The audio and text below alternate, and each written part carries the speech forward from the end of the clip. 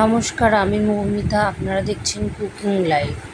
আজ আপনাদের করে দেখাবো ঘরোয়া পদ্ধতিতে বাটা মাছের ঝাল। এখানে আমি বাটা মাছগুলো নুন হলুদ মাখিয়ে ম্যারিনেশন করে নিয়েছি। অন্যদিকে কড়াইতে সর্ষের তেল দিয়েছি গরম করতে, মাছগুলো ভেজে নেওয়ার জন্য। সর্ষের তেল গরম হয়ে গেছে, এবার একে একে মাছগুলো আমি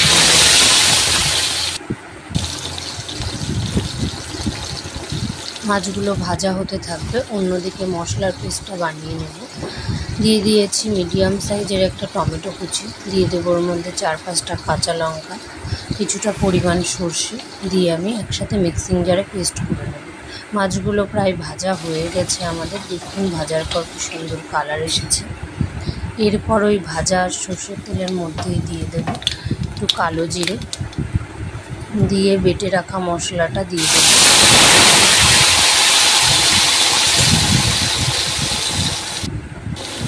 দিয়ে ওর মধ্যে দিয়ে দেব স্বাদের জন্য লবণ, রঙের জন্য হলুদ গুঁড়ো, দিয়ে ভালো করে মশলাটা কষিয়ে নেব।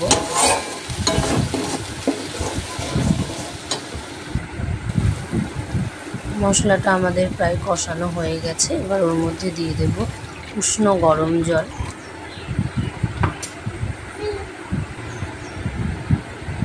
ঝোলটা এবার ফুটে আসলেই ওর মধ্যে ভেজে রাখা মাছগুলো একে একে দিয়ে দেব।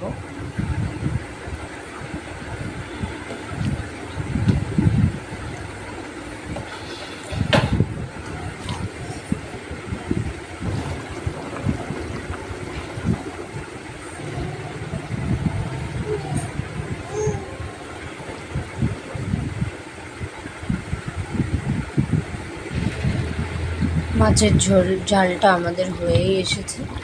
এবার একটু কাঁচা সর্ষের তেল দিয়ে নামিয়ে নিলেই রেডি বাটা মাছের ঝাল।